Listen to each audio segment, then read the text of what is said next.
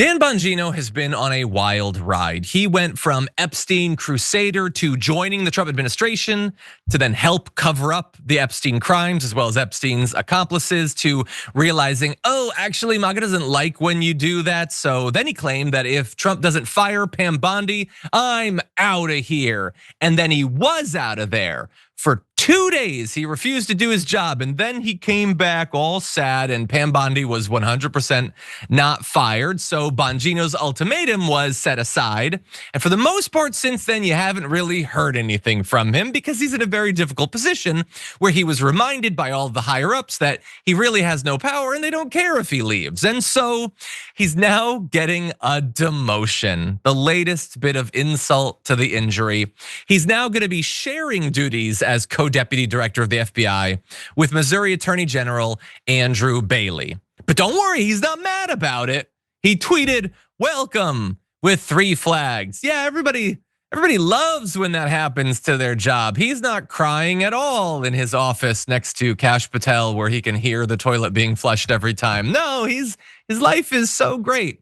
So what's this about? Why are they bringing this guy in? Well, Andrew Bailey is a total Trump toady. He's a reliable ideological ally of Donald Trump's, and he's also was the Missouri Attorney General. So in theory, he actually has a little bit of experience that lends itself to the job, which Dan Bongino very much did not.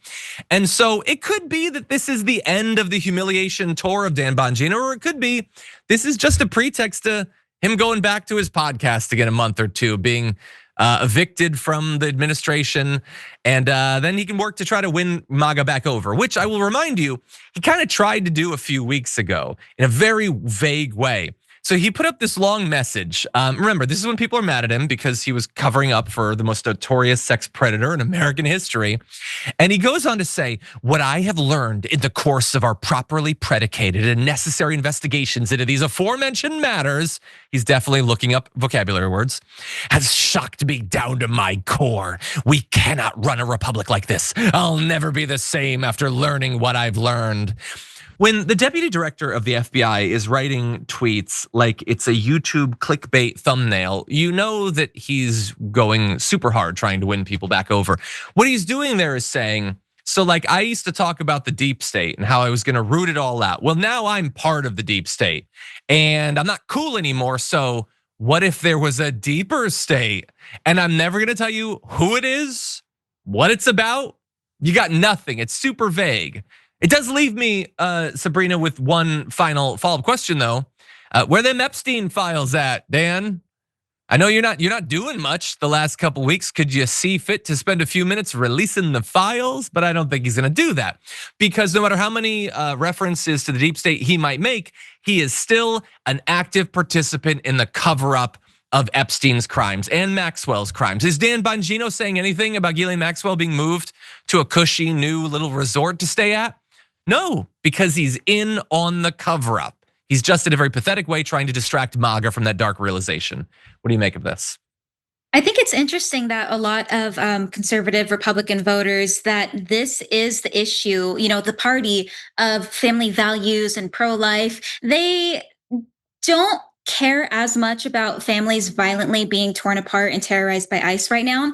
But the Epstein Files is where, they choose to hold their elected officials like feet to the fire. Not all of them, but some. So it's interesting that this is more of a top priority. And if this is what it takes to, finally turn on them, then I'm gonna take the win. But I hope they continue to, be banging at his door and at the very least ask for the release of those files. Yeah, they need to keep doing it. And obviously, in response to all these tweets he puts out, it's all just release the files, release the files, release the files. But he's not. He's not. I guess there's not time. Like I want it or whatever, but that doesn't make it the biggest priority. Did you know a guy threw a sandwich in DC? We need every man working 24/7 on that thing. Forget this elite pedophile thing. The Republicans were never really that into that. No, throwing a Subway sandwich. That's the truth. We need a hero right now because of those heroes. Anyway, With that said, let's jump to one other thing that maybe could bear fruit. So the House was experiencing a lot of pressure too to pretend to be taking the Epstein thing seriously.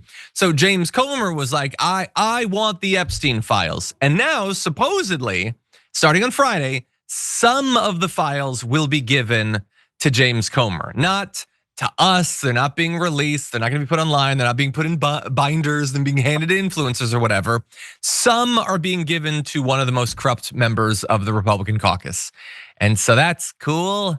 Meanwhile, don't expect Comer to really work hard to uncover the truth. He put out a statement saying, the DOJ just needs more time to hand over everything. I mean, they've only been in office for 6 months at this point. And I appreciate the Trump administration's commitment to transparency and efforts to provide the American people with information about this matter. Yeah. They've been working so hard and they're super transparent. I mean, the markers weren't that they used to cover up Trump's name in the files. That was the opposite of transparent. But yeah, they're really set on getting to the bottom of this. So I don't expect much to come from that. But Thomas Massie and Ro Khanna, they've been working on a separate House vote. And I think Anna Paulina Luna's kind of into that too, to force the Epstein files to be declassified. That could potentially come next month. I don't know, Sabrina. I'd just like something, some truth. I'd like the pressure to at least force Donald Trump to sit in a room with some of the victims and pretend that he cares about the lifetime of pain they're experiencing. I just want something to remind me that good things can happen. Any final thoughts? I think that, they're just holding on to those Epstein files because they just have to spend so much more time redacting them because they know that, all their pals are in there. They know Trump is in there. So it's no surprise that Trump does not want these to get out. But what bothers me is that the people who voted for him, the conservatives who care so much about the Epstein files, if you care about sex crimes, why did you elect Trump? Why did Yeah. you not believe all of the women who have already spoken out about him?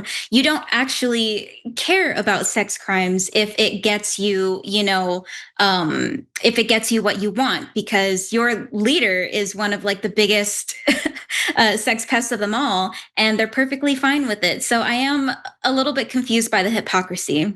Yeah, they are. They're perfectly fine with it. They love him. They don't care. They don't care about the accusations against Hegseth, the variety of different guys in the White House that have been accused of harassment and assault and beating women. It's never bothered MAGA at all. If you enjoyed that, then make sure that you never miss another video by subscribing. And if you want a little more, consider hitting the join button and becoming a member. So you're probably wondering, why would I do that? Well, when you do that, you get access to bonus content that I make every single week, and it's a lot of fun. You get custom emojis and more. If you join at tier 3, by the way, you even get access to a monthly member hangout with myself. And you'll get all that going forward, but you'll also unlock years of the back catalog that is literally 100 or more bonus clips and top 10 lists and debates and more. So what are you waiting for?